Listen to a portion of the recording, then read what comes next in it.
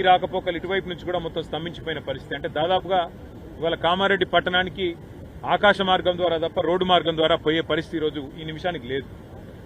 అంత ఉధృతంగా ఒకవైపు పలంచవాగు, మరొకవైపు కుడలివాగు, ఇంకోవైపు మానేరు, మొత్తంగా చాలా పెద్ద ఎత్తున ఈ వరదల విపత్తు ఇవాళ రాష్ట్రానికి వచ్చింది. ఇంకా రాబోయే 4 రోజుల పాటు వర్షాలు విస్తారంగా కురుస్తాయని చెప్పి కూడా వాతావరణ శాఖ చెప్తా ఉంది.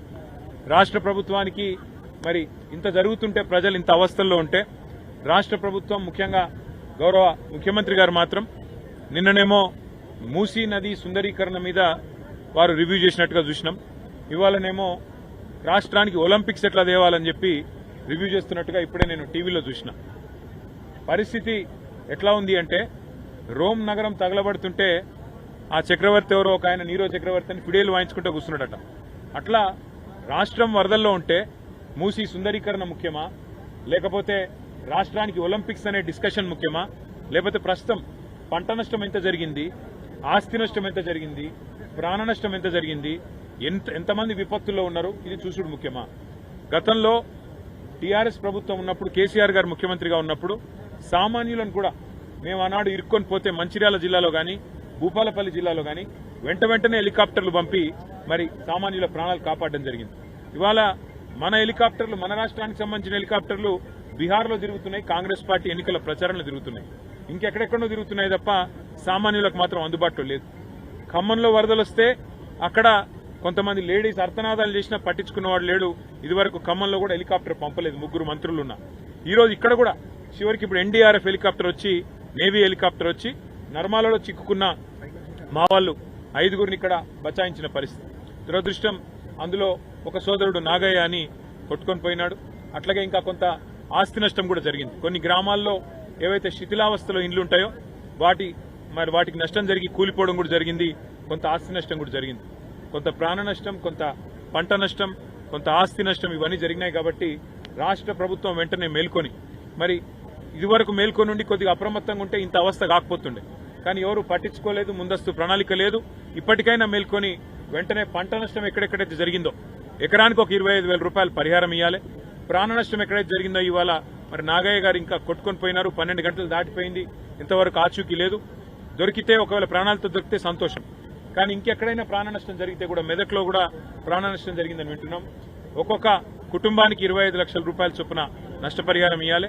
ఒక్కొక్క ఎకరానికి 25,000 రూపాయల చొప్పున నష్టపరిహారం ఇవ్వాలి. కూలిపోయిన ఇండ్లకు కూడా వెంటనే వాటి స్థానంలో ఇందిరమ్మ ఇండ్లు మంజూరు చేయాలని చెప్పి కూడా డిమాండ్ చేస్తూ మా పార్టీ తరఫున కూడా మా కార్యకర్తలు, నాయకులు ఎక్కడికక్కడ, ముఖ్యంగా కామారెడ్డి పట్టణంలో గంప గోవర్ధన్ గారు తిరుగుతూ ఉన్నారు, ఎల్లారెడ్డిలో నల్లమడుగు సురేందర్ గారు తిరుగుతూ ఉన్నారు.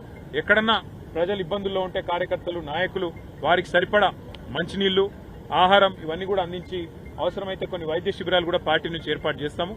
మేము మా ప్రయత్నంగా, మేము ప్రతిపక్షంలో ఉన్నా కూడా ప్రజలను ఆదుకునే ప్రయత్నం సంపూర్ణంగా చేస్తాం. మరి ఇక్కడ రాష్ట్ర ప్రభుత్వం వెంటనే మేల్కొని సహాయక చర్యలు, వెంటనే ప్రజల ఆస్తి నష్టం, ప్రాణ నష్టం లేకుండా ప్రయత్నం చేయాలని చెప్పి వారిని కోరుతా ఉన్నాము. అట్లాగే నర్మాలలో కూడా మా పార్టీ నాయకులు ఇక్కడే ఉండి సహాయక చర్యలు పర్యవేక్షించి ఆ కుటుంబాల్లో ధైర్యం నింపినందుకు వారితో నేను కూడా నిన్న మాట్లాడినాను, వాళ్ళు చిక్కొని పోయిన వాళ్ళందరితో కూడా. కానీ మరి ఈరోజు ఉదయం హెలికాప్టర్ వచ్చి వారు స్పందించి కాపాడినారు, చాలా సంతోషం. నేను అధికారులను అభినందిస్తా ఉన్నాను. చాలా మంది పోలీస్ అధికారులు, చాలా మంది రెవెన్యూ అధికారులు కూడా ఎక్కడికక్కడ అప్రమత్తంగా ఉండి గత 24 గంటలుగా స్పందించి పనిచేస్తున్నారు. ప్రభుత్వం పని చేసినా చేయకపోయినా, ప్రభుత్వ పెద్దలు పనిచేసినా పని చేయకపోయినా అధికారులు అప్రమత్తంగా ఉన్నందుకు, పనిలో నిమగ్నమైనందుకు అధికారులకు, మీడియా కూడా మొత్తం రాష్ట్ర వ్యాప్తంగా మరి అన్ని వార్తలు కూడా ప్రజల దృష్టికి తీసుకొస్తున్నారు. ఎక్కడెక్కడ ఇబ్బందులు ఉన్నాయో చెప్తున్నారు. మీడియాకు, అధికారులకు మా తరఫున, మా పార్టీ తరఫున హృదయపూర్వకంగా కేంద్రం సహాయం చేయడంలో రాష్ట్ర ప్రభుత్వం నిర్లక్ష్యంగా వ్యవహరిస్తుంది. రాష్ట్ర ప్రభుత్వానికి కనీసం అసలు ఇక్కడ ఏం జరుగుతున్నది, ఉపద్రవం ఎట్లాంటిది రాబోతున్నదని ఒక ప్రజలకు హెచ్చరిక చేయాలన్న ఇంగిత జ్ఞానం కానీ, లోతట్టు ప్రాంతాల్లో ఉండే ప్రజలను తరలించాలన్నది ఆలోచన కానీ, మాన్సూన్ ప్రిపేర్డ్నెస్ అనేది ఉంటుంది. మాన్సూన్ ప్రిపేర్డ్నెస్ అంటే వర్షాకాలం రాకముందే శిథిలావస్థలో ఉన్న ఇండ్లు ఎన్ని లెక్కబెట్టి వాళ్ళని ఖాళీ చేయించడం. ముఖ్యంగా లోతట్టు ప్రాంతాలు వర్షం ఉండే పరిస్థితున్నప్పుడు ఎక్కడెక్కడ ఉన్నాయి, వరద ఎక్కడొచ్చే అవకాశం ఉంది, వాళ్ళని తరలించాలి, వాళ్ళకి ఇబ్బంది కాకుండా చూసుకోవాలి. అవసరమైతే కొన్ని చోట్ల రహదారులు మూసేస్తాం.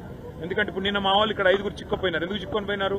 కేవలం వాళ్ళకి ఎవరు చెప్పకపోవడం వల్ల వరద వస్తుందని, మానేర్లకు నీళ్లు వస్తున్నాయని, 1,00,000 క్యూసెక్ల నీళ్లు వస్తున్నాయి ఇవాళ అప్పర్ మానేర్లకు. మరి 1,00,000 క్యూసెక్ల నీళ్లంటే వచ్చినప్పుడు సహజంగానే ఇక్కడ రాకపోకలన్నీ ఆగిపోతాయి అని అందరికీ తెలుసు. అట్లాంటిది ముందే జిల్లా కలెక్టర్ గారు కానీ జిల్లా యంత్రాంగం కానీ మేల్కొని రాకపోకలు ఎక్కడెక్కడైతే బ్యారికేడ్లు పెట్టి ఆపేయాలి ఆపేసి ఎక్కడ కూడా నష్టం జరగకుండా చూడాలి. వాళ్ళ అదృష్టం వాళ్ళ 5గురు బతికిండ్రు. వాళ్ళకి నిజంగానే ఇంకా వరద పెరిగి కొట్టుకుపోయే పరిస్థితి వస్తే దానికి బాధ్యత ఎవరు? ఇట్లాంటివన్నీ కూడా ప్రభుత్వం ముందు మేల్కొని ముందస్తు ప్రణాళికలు రూపొందించుకుంటే జరుగుతుంది. ఇప్పటికైనా మేల్కొని ఎక్కడెక్కడైతే నష్టం జరిగిందో వెంటనే రిపోర్టులు పంపాలి. మరి కేంద్ర ప్రభుత్వం కూడా స్పందించి సహాయం అందించాలి తెలంగాణ రైతాంగానికి, తెలంగాణ ప్రజానీకానికి మేము కోరుతున్నాం. Thank you.